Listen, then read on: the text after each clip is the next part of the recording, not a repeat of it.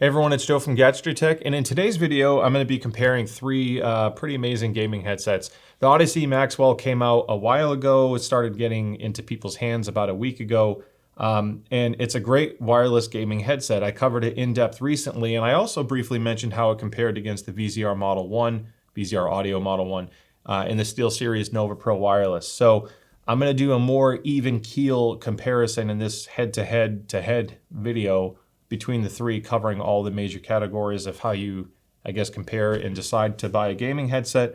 But I'm also going to talk about competitors. Now, I have all the other headsets in my possession, but I'm not going to pile them on my desk. I am going to talk about them though, and that includes the Epos H3 Pro Hybrid, the Astro A50 Wireless, the Sony InZone H9, the Razer Barracuda Pro, Bang & Olufsen Beoplay Portal, and I suppose the Master and Dynamic MG20. Those are all premium gaming headsets that basically compete with this in some capacity, whether it's feature set, sound, etc. So with that being said, let's dive in. Now I want to drop a couple quick disclaimers before I proceed. So two of these were not sent to me for review. I purchased the Audeze Maxwell, I purchased the Nova Pro Wireless. The VZR Model 1 was sent to me for review, so thank you to those folks for sending it. It's not going to impact what I say about the review. You'll find that I run an unbiased channel. Basically, if I ever run into any of you in the street one day, I'd like you to say thanks, not why did you lie to me. So either way, that won't affect anything. I will put purchase links in the description below that help support the channel. Generic Amazon affiliate links. I'll also post the manufacturer websites where applicable, because I know there's stock issues with a couple of these right now on Amazon. And I'll also put purchase links for all the other competitors in case what I say later makes you want to go that direction instead. So you would think because these are in a similar price range, there's going to be a lot of similarities. And aside from having speakers and a microphone, there's actually quite a few differences. So I'm going to start with the Model 1. The Model 1 is analog in its purest and finest form. A lot of the tuning, anything they focused on was all at the physical, analog, non-powered level. There's no batteries, there's no wireless, no noise cancellation, zero. There isn't even a volume knob on the headset because the owners and founders of the company didn't want to add something in line with the audio signal going to the headset or headphone. When you buy premium expensive headphones, there's no volume knobs on those either. So this is considered an audiophile headphone for gamers, and as a result, it does benefit from something like an external DAC. This is the Shit Hell 2, which is $200, but even because this is fairly efficient, by the way, it's 32 ohm, 100 decibels, which means you can power this off an Xbox controller or a PlayStation controller, but it scales well. So keep in mind that even though this is $350, you can squeeze a little bit more out of it with additional amplification, but that increases the price further. Whereas these, you don't purchase any other gear, the price is all inclusive. Now VZR does give you a mute switch on the cable that comes out. This is It's a different cable the way it's balanced to reduce microphone crosstalk so people can't hear your game through the microphone. But there is a mic switch on here, and there's a little dot because there's a tiny microphone in it. If you remove the detachable microphone, it falls back to the mic on the cable, and it works okay. It's not going to sound great. It's just if you are on the go and you need to use a mic and don't have the boom with you, it's passable. But if you're actually gaming, you want to use the boom.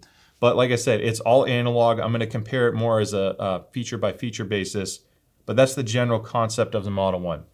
When you go to the Nova Pro Wireless, this is kind of like, this is for the people who basically, if you ask a question, do you want this feature? Do you want this feature? Do you want this feature? And the list goes on, and they say yes to every single feature. That's basically the Nova Pro Wireless. This thing is packed with functionality.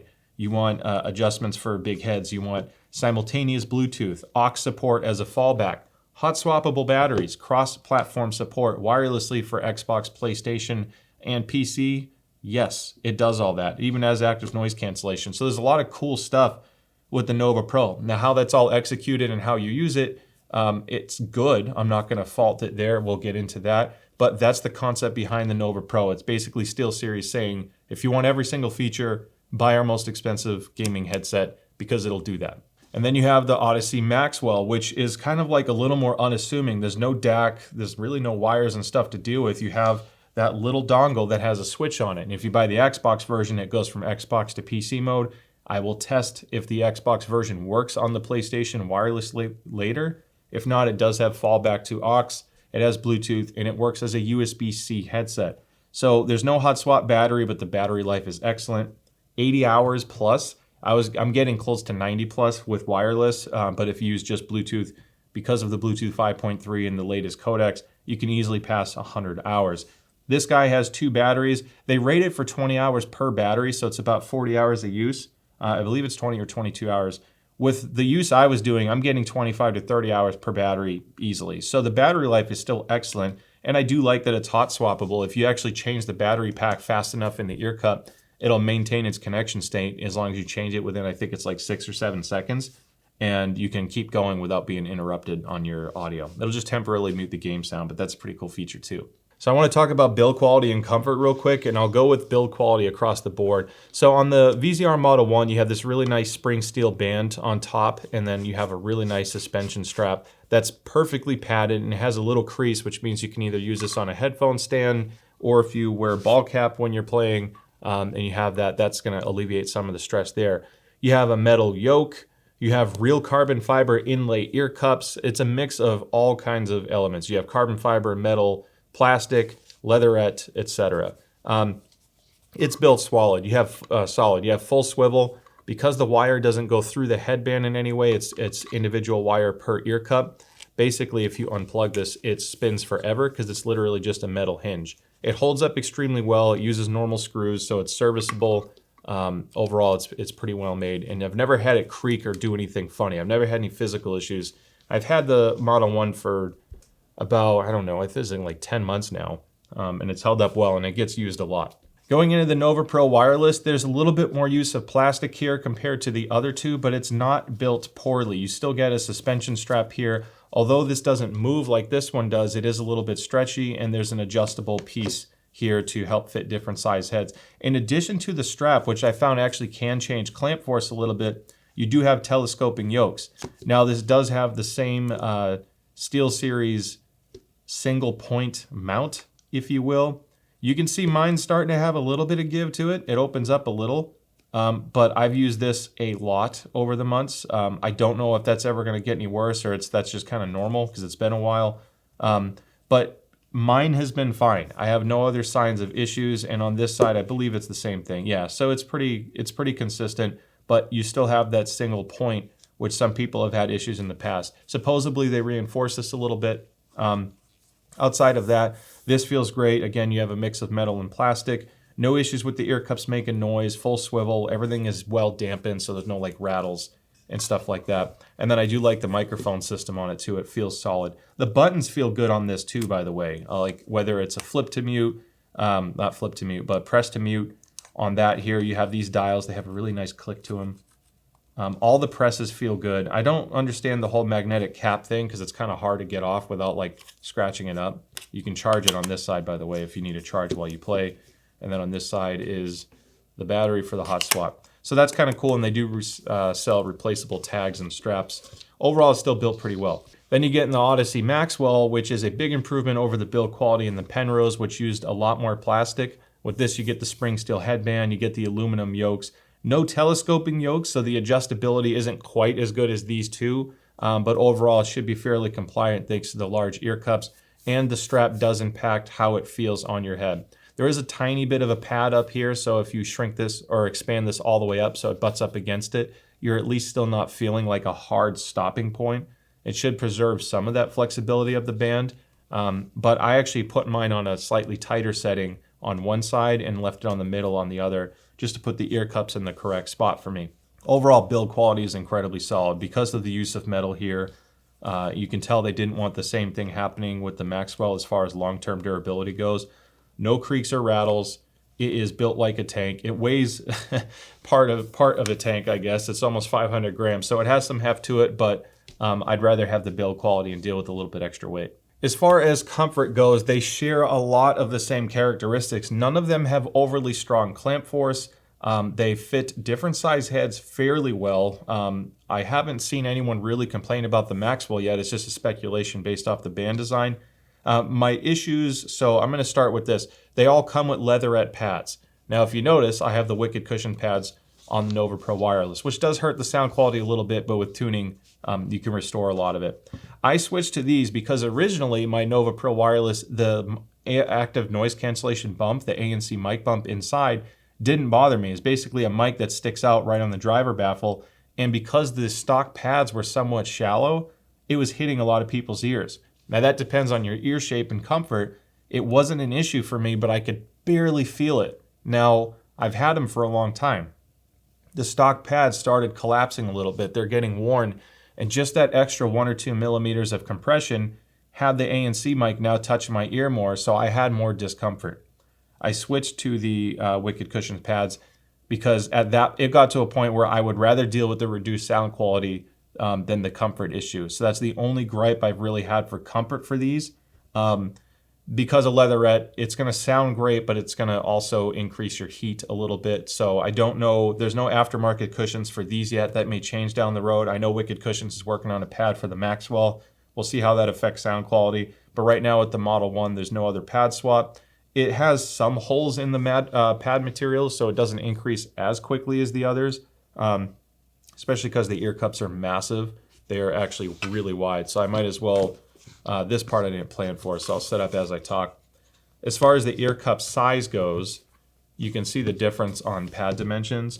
The Model 1 has the largest and deepest cups. Now, the Nova Pro in the stock form, and I'm sorry I didn't grab the pads. Honestly, I was focused more on the other parts than comfort for this review. The Nova Pro wireless pads, they're a little bit smaller of an opening than this, and they're more shallow. So technically, the Nova Pro Wireless has the smallest pads. And then the Audeze Maxwell, I like the pad design. It's a tapered design, so you have the backs are thicker than the front, which helps give you the proper sound stage to put it a little bit in front of you. Maintains a good seal. And overall, I can wear all of these for hours on end once I switch the pads. So long-term comfort isn't an issue. And just to note on the glasses comfort, they're all very comparable for glasses. I mentioned that it's just the way it fit me, by the way. This whole video is based off my experience, my opinion. I will have some measurements for the audio side. But for glasses comfort, they felt a little bit more comfortable. My thick frame Gunnars, the yellow light blocking glasses, the thicker frames are slightly more comfortable on the Nova Pro Wireless in the Model 1 than the Maxwell, but this wasn't bad. On the thinner frames, they were all fine. These are fairly compliant, fairly soft pads, and with the lighter clamp force, I could still wear glasses for a long period of time and be comfortable. As far as microphone quality goes, well, it varies, and that would greatly increase the length of this video. The Model 1 has an excellent mic. It's an analog mic, and the new revision that came out several months ago has a slightly longer boom. It's more sensitive, and they even changed the attenuation in this cable to help improve mic sensitivity as well. So there's a little bit less impedance if you bought it in the last, I think it's like 5 or 6 months maybe. Microphone sounds great, but it also depends on your source gear. If you have a buzzing motherboard on your computer, your mic won't sound as good. If you're using a lot of compression, like on an Xbox controller, it'll pull back the sound quality a little bit, whereas if you use something like the Shit Hell 2 amp DAC or something from Epos, for example, or Creative, your microphone's going to sound much better and more clean. The Nova Pro Wireless in wireless form has the lowest performing mic here. It sounds more, I don't want to say walkie-talkie, but it's definitely more compressed. It doesn't have the same warmth or depth to your voice. Your friends will hear you just fine, but if you're also looking for a headset for like podcasts and conference calls, this is going to be the lowest performing mic of the three. Again, as long as you have a decent setup for the Model 1. The Audeze Maxwell mic is insane. Not only does it have really good warmth and tonality to it, there is some compression here because it's wireless, which the Model 1 does not suffer from, but the advantage to the Maxwell is the noise rejection without requiring special software. There is sonar software for the Nova Pro, which using their Clearcast AI stuff can actually reduce some background noise like keyboard typing and things like that. But the Audeze Maxwell is using their filter technology from their teleconference mic, which, by the way, their customer service agents use when they're talking to customers. I thought that was really cool. This has that technology built into it for both the internal mics and the boom, and it gets rid of everything. Watch my Maxwell review and go to the mic test. It's nuts. You can literally turn on a vacuum right next to you and talk, and no one will know the vacuum is on. Absolutely crazy. Now, as far as driver technology goes, this part's kind of cool because they all have a different cool thing I want to show you. So these two use 40mm dynamic drivers. It's a traditional cone driver, so the voice coil and magnet in the back, it pushes a cone, little rubber surround, and that's how it's generating your sound. Electrical current flows through the cone and it moves. 40mm, some people say they want 50 or 60. The size is not everything when it comes to audio performance. You look at Sennheiser and their use of smaller drivers, even 38 to 40mm, that sound absolutely amazing. So the 40 mil isn't an issue here. Now, Audeze uses planar magnetic drivers, very different technology. These have a 90 millimeter active driver area, which the Audeze Penrose had 100 millimeters, but the actual active sound was 90. So even though they're rated for a higher number, they have a similar sonic performance as far as the output size, I guess. Planar magnetics are very different. They have a very thin transducer. It's almost like a ribbon. That's why I'll show you what it looks like. And there's magnets sometimes on both sides, sometimes on one side. On the Maxwell, the magnets are on one side, and as electrical current flows through that ribbon, it attracts or repels against the magnets, and that's how you know, or that's how it produces sound. So I want to show you something really cool on all of these drivers because they have something unique. The VZR Model 1 uses something called crosswave technology. It's a proprietary patent pending acoustic lens, if you will. This little plate is basically shaping the way the sound comes off that driver, so it interacts with your ear in a very specific, sciencey, cool way. Everyone's pinna or ear shape is unique. It's kind of like a fingerprint, only on the way your ear is shaped, size, all of this cartilage, etc. That impacts how you perceive audio, spatial audio cues, if you will. So what VZR was doing is trying to limit the impact that different ear shapes have on perceiving sound so more people can enjoy positional cues and spatial awareness. That's why that whole focus on FPS was such a big thing. So very different technology. Now, there's nothing crazy or exotic going on with the Nova Pro, but I do want to show you, I mentioned the active noise cancellation earlier. I want to show you what that looks like. There are some good things about the Nova Pro. I like that they angle the baffle to this level because that helps with soundstage and presence. It has a little bit more forward presentation of audio because the sound is interacting with your ear at the correct angle. Your ears are angled forward, so if you do a flat speaker, you get sound waves bouncing off this part of your ear at the wrong timing compared to the front, and that's why some headsets don't image as well. So that's not the case with the Nova Pro. I don't think I'll be able to capture that fully on the top-down view, but I think it's pretty cool. This ANC bump is what I was talking about, and you can easily see if you have a fairly shallow pad while your ear would touch and hit that. Now I want to talk to you about the Maxwell. The Maxwell pad system is amazing, and I only took one pad off, so this is obviously the side I hadn't done before. Planar magnetic drivers, look at those plates. These are magnets, and the actual driver is underneath it. So it's a very different design. It looks different. It sounds different. I'll get into that in a sec. But pretty cool technology, and it's kind of interesting to see just how unique and different this approach is for sound and ear cup design. Now, naturally, I measured all of these headsets along with everything else I own, and I wanted to show you that chart. So as you can see, they have very different sonic sound signatures out of the box. They sound completely different in their stock form. Thankfully, they all respond well to EQ tuning, so if you have a specific goal in mind, you can get close to what you're expecting. A little bit more limitations are present with the Nova Pro wireless just because I don't think the drivers are as capable as the other two, but it can still sound excellent. The VZR Model 1 has a greatly enhanced or increased bass. It's emphasized and it goes all the way into the lower mid-range, and then there's a bit of a scoop in the mid-range followed by an increase in the treble.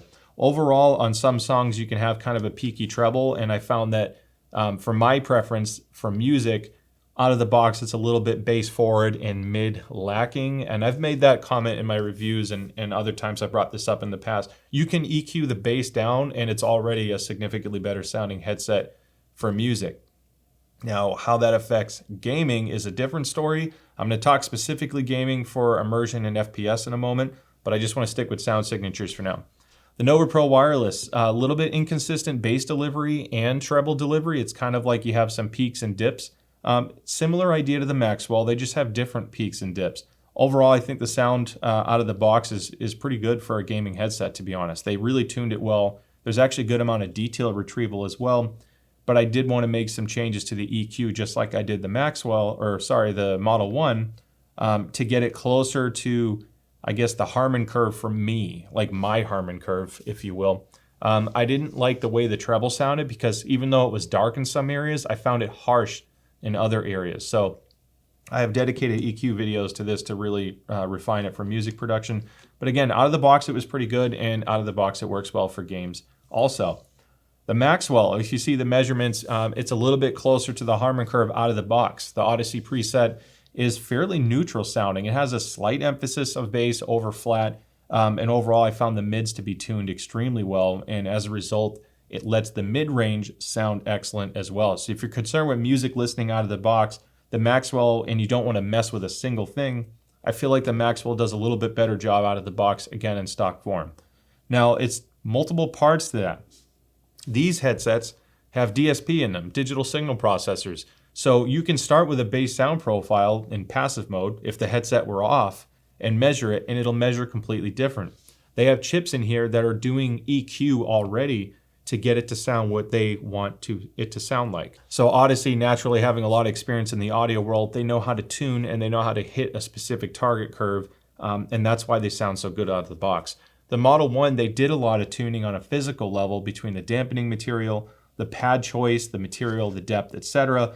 And all of that makes the sound signature that they believed in, but they're doing it on a passive level with zero EQ, which is why with EQ you have a decent amount of flexibility there because you don't know how much is already being applied to these. Now, how all this translates into gaming and sound and experience and what you like, it may be different than what I like, so keep that in mind. I tend to just reduce the bass on the Model 1 for critical listening, but for gaming, the Model 1 is an FPS king. I mean, I talked about the Crosswave technology. If you were shopping and you literally just say, what is the best headset for FPS? That's all I care about. I don't care about any other feature, no adjustments. It doesn't matter. I just want to hear footsteps as best as possible.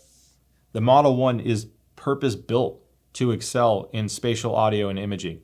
That's why for a closed back headphone like this, meaning that you have noise isolation, which these all have good noise isolation, the outer two being better at that, the soundstage and imaging performance of the Model 1 is like class leading. Now, I made a comment on my Maxwell review that I was able to be more competitive footstep-wise with the Nova Pro Wireless over the Maxwell, and I was tired when I filmed that. It's not that I'm changing my rhetoric there, but I want to say why I came to that conclusion. I've tuned my Nova Pro Wireless to excel in FPS. I've already made my adjustments, and that helped me laser focus on exactly what I want it to sound like for gaming.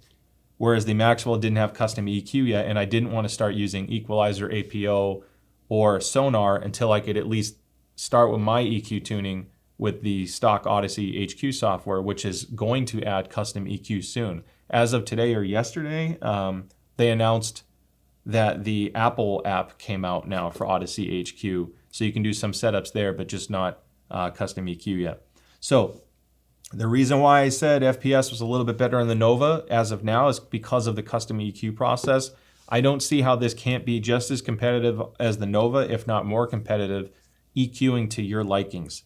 So I hope that clears that up. They are all excellent. They are all phenomenal at gaming.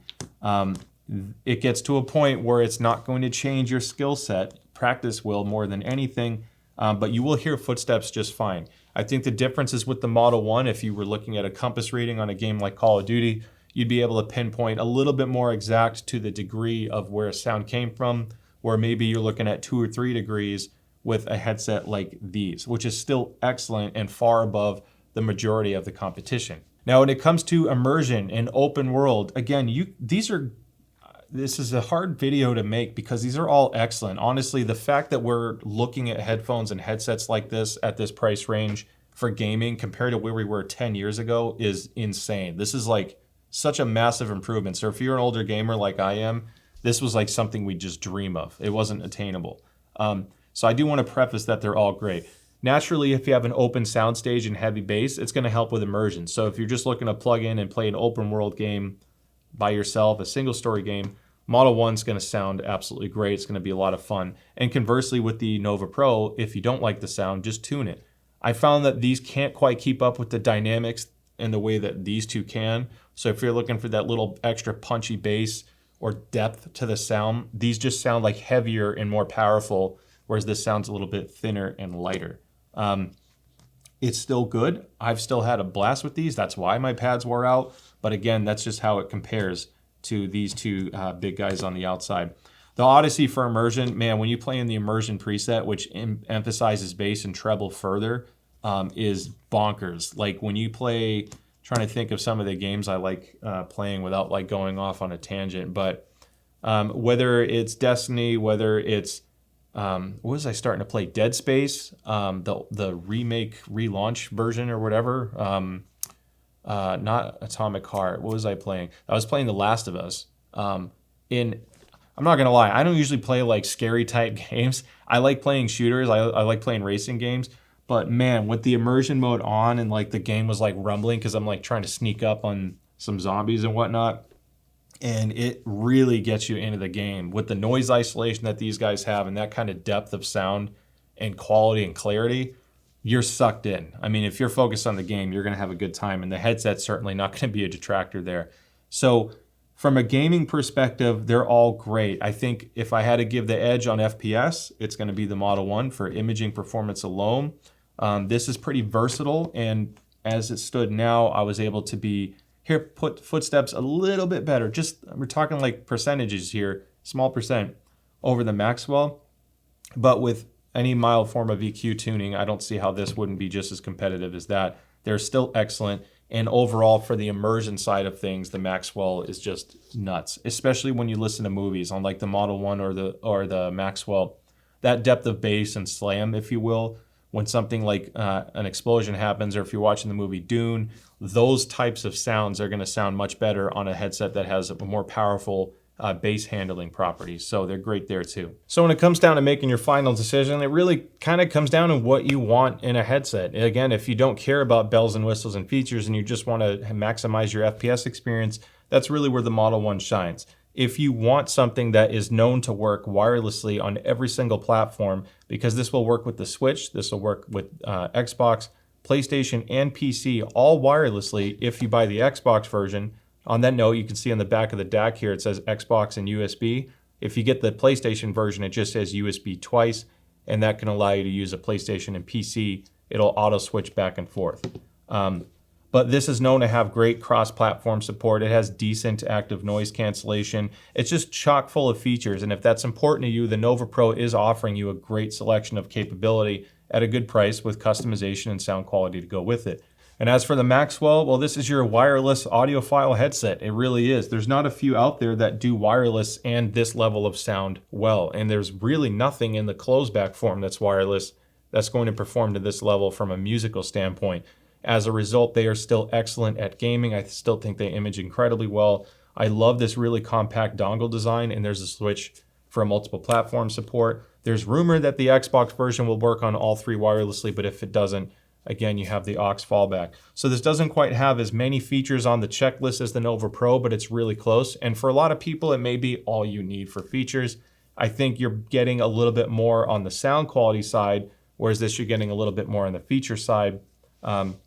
And on the Model 1, again, the priority is imaging. It still sounds excellent, but it's doing everything at an analog level. So you'll want to set up your gaming setup or listening setup to accommodate that. So this video was a lot longer than planned. I'm going to briefly talk about competitors. You have the EPOS H3 Pro Hybrid. I love that headset. The microphone is arguably in the top 3 for wireless headsets. The Maxwell is great. The Corsair Virtuoso XT is great, but lacks elsewhere. The EPOS has a good mic. It actually has a really good sound quality as well. Where it's let down, when you look at the price range of the EPOS H3 Pro Hybrid, you have a finicky wireless connection, which can be a deal breaker for me. And even though I liked the Penrose sound, I had issues with the wireless connection. So I couldn't always say it was my top pick, because the whole point of being wireless on a headset is to be wireless. The H3 Pro has had some issues. The active noise cancellation worked okay. The software is limited, but worked pretty well now that they finally updated it. So there's been a lot of improvements with the H3. It's probably the one of the closest competitors to these, but these are just doing a little bit more, a little bit better. When you look at the Razer Barracuda Pro, the Barracuda Pro actually has great sound quality for a wireless gaming headset. It has middling microphone performance because it's a beamforming mic only. There's no boom, and they have so much compression and noise rejection that it makes your voice sound pretty bad. They do, however, have a stellar mobile app, so if you only care about mobile gaming, the Razer Barracuda Pro is excellent for mobile gaming or even using on a Nintendo Switch if you don't care for priority of the mic. Otherwise, if you're doing all the other stuff I talked about, again, these are going to excel there. The Sony InZone H9, active noise cancellation as well, not a great mic, and honestly, the sound quality is not great either. The only reason why I would consider the Sony H9 is if you only play on PlayStation and you want a physical game to chat mix on your headset. If you do that, the PlayStation model is great, but it's completely outclassed by most other headsets in this price range. Then you have the Astro A50, which at $300 and hasn't been updated in over 2 years now, is getting a little long in the tooth. It doesn't have Bluetooth. It doesn't have the same battery life as the other wireless counterparts. The sound quality isn't that great. The microphone quality isn't that great. And now that these have come out, it's just a little bit outclassed. It is, however, extremely comfortable to wear for long gaming sessions. And they make versions that are specific for Xbox PC or PlayStation PC. But again, for $300, unless you only want those velour pads that they come with, which are great, it's outperformed by all of these. The Beoplay Portal is another one I like. Honestly, for mobile comfort, it has pretty good active noise cancellation. The mobile app is awesome for dialing in the sound for Bluetooth listening. And thanks to the real lambskin leather, very lightweight build, it is extremely comfortable. I could wear that headset for hours. The micro performance is kind of okay. Considering it's beamforming, it's better than Razer. Sound quality is decent as well, but it doesn't have the same depth and immersion that these guys do. It's more of a mid-range focused sound profile. And at the price point being $500 at retail, frankly, you're getting more for less with these. Then you have the Master and Dynamic MG20, which is a good sounding headset. It uses beryllium drivers, which is usually only found on things like the Focal Utopias, which are $5,000. It has excellent drivers, but the build quality is kind of questionable. I've had some issues with the long-term holdup of mine. It really doesn't have a lot of features. It's wireless and it works great for PlayStation if you just want good quality, comfortable sound, because it also uses lambskin leather. If you don't need all the bells and whistles, that's a pretty fun headset to use. But it has higher latency and the microphone isn't as good because it's doing everything over a Bluetooth protocol. The mic's detachable on the MG20 and you can custom tune it with your app. So I do like that headset. The problem is because I have others that can do more in a more versatile way, unless I need specifically the comfort of the MG20 and I want something different, I tend to not go to that one as much because of stuff like this. So that about wraps up the video. I hope you found it helpful. I mainly wanted to focus on these three, but figured I'd throw in those other competitors in case you have any of those, so you can see how they stack up. I hope you found it helpful. If you did, great. Don't forget to like and subscribe. I'd love to see you at the next one. I have so much content planned for everybody, and I'm really excited to see the channel growth and support as a result. So thank you again. I'm sorry I didn't tell you which one was the best because it's your choice, not mine. I'm just trying to help you decide what you think is best for you. With that being said, thank you so much, and I'll see you next time. Bye.